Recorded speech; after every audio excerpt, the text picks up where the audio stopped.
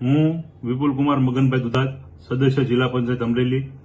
આપણા આદરણીય મુખ્યમંત્રી શ્રી ભૂપેન્દ્રભાઈ પટેલને મેં એક પત્રથી રજૂઆત કરેલી છે કે અમરેલી જિલ્લાની અંદર જે મનરેગાના કામો થયા છે એમાં જે શ્રમની રકમ થાય તેના 40% રકમ ગામડામાં વિકાસના કામો માટે ફાળવવામાં આવતી હોય છે.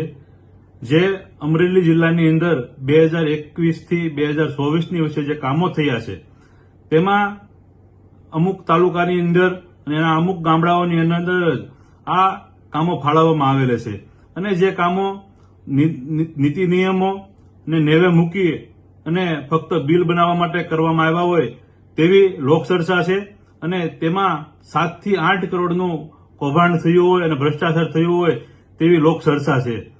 અને આમાં જો તપાસ કરવામાં આવે તો ઘણા બધા અધિકારીઓના નામ ખુલે તેમ છે.